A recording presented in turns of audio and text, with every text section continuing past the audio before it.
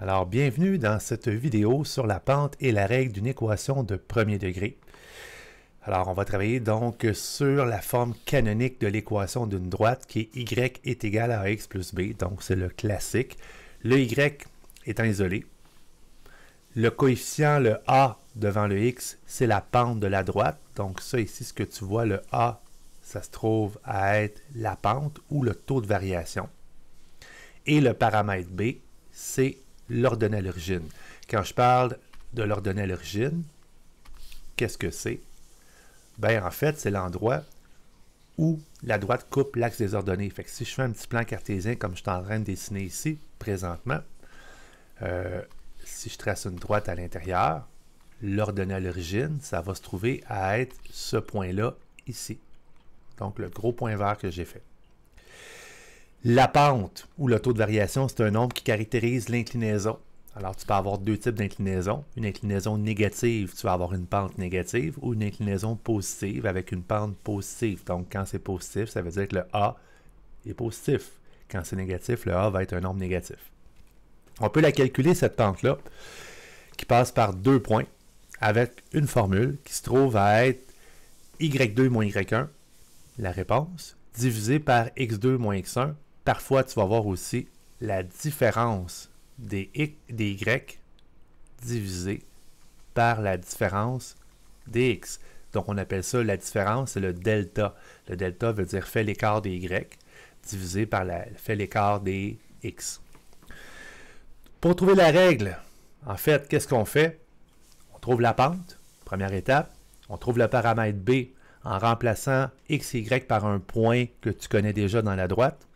Et finalement, tu remplaces A et B par leurs valeurs que tu as calculées à l'étape 1 et 2 pour trouver la règle. La meilleure façon de comprendre, dans le fond, c'est de se faire un exemple avec des chiffres.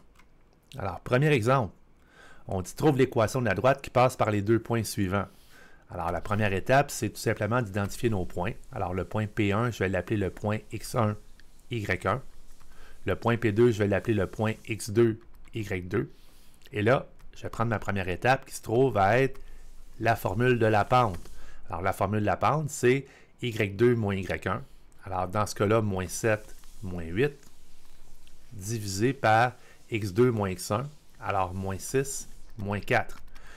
Moins 7 moins 8 qui me donne moins 15. Moins 6 moins 4 qui me donne moins 10. Alors, réponse G3 demi ou 1,5. Alors, ma première étape fait en sorte que je viens de trouver le paramètre A, qui se trouve à être 1,5. Donc, je vais le mettre en évidence ici pour qu'on le voit bien. Deuxième étape, c'est de trouver le paramètre B. Alors, si je veux trouver le paramètre B, ce que je vais faire, c'est que je vais créer ma règle, qui est y est égal à 1,5x plus elle ne sait pas, qui est le paramètre B. Je vais prendre un point, celui que je veux.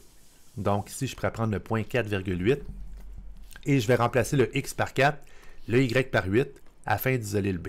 Alors, ça va me donner 8 est égal à 1,5 multiplié par 4 plus le paramètre b. Alors, tout ce que j'ai besoin de faire, c'est de la simple algèbre. Alors, 1,5 multiplié par 4, qu'est-ce que ça me donne? Ça me donne 6. Plus quoi qui donne 8?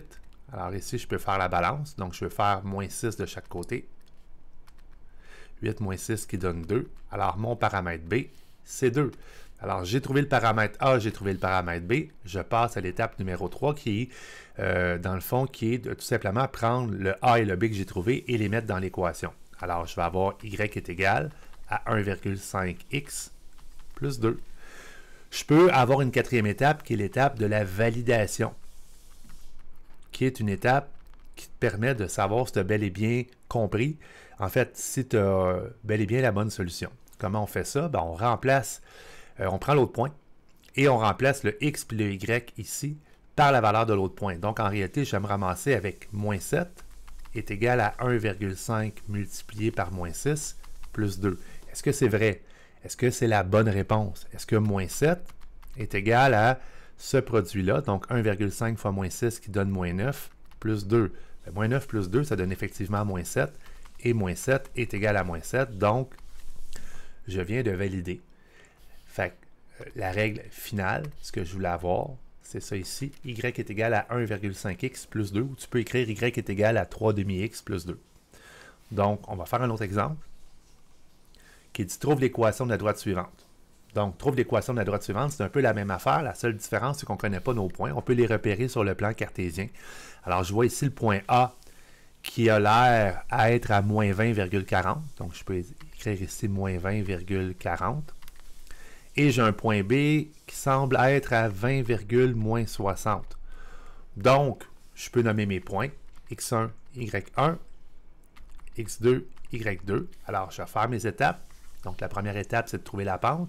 La pente, c'est la différence des Y. Alors, moins 60, moins 40, divisé par 20, moins 20. Alors, dans ce cas-là, moins 60, moins 40 qui me donne moins 100. 20, moins 20 qui donne 40. Et moins 100 divisé par 40, ça me donne moins 2,5 ou moins 5,5. Tu notes que la réponse est négative parce que visuellement, la pente, elle descend. Quand je dis qu'elle descend, c'est qu'on lit de gauche vers la droite. Alors, si je lis de gauche vers la droite, puis en lisant de cette façon-là, je me rends compte qu'on s'en va en descendant. Alors, c'est normal que la pente soit négative.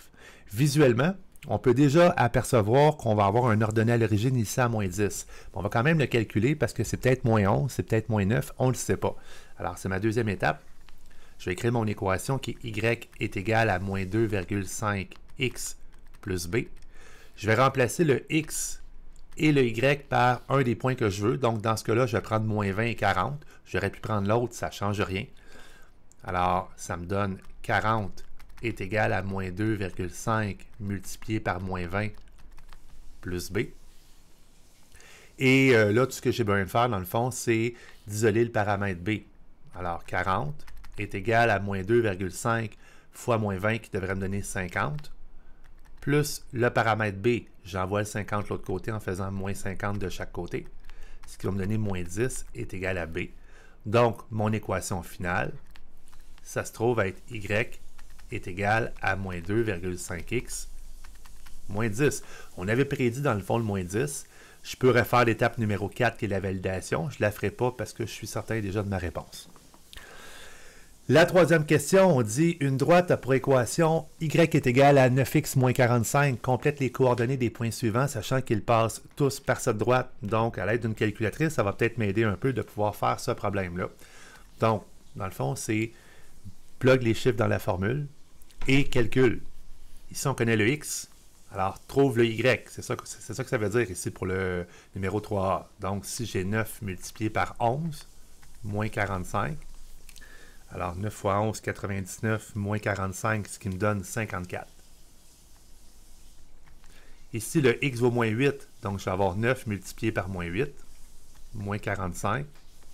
9 fois moins 8, ce qui donne moins 72, moins 72, moins 45, qui me donne moins 117. Ici, je connais le Y, donc c'est un peu différent. Alors, je vais remplacer le Y par moins 153, est égal à 9x, oups, moins 45. Désolé, j'ai vraiment mal écrit ici. Je vais donc faire l'algèbre, donc on résout l'équation, je vais faire plus 45 de chaque côté. Alors, négatif 153 plus 45, j'arrive à négatif 108.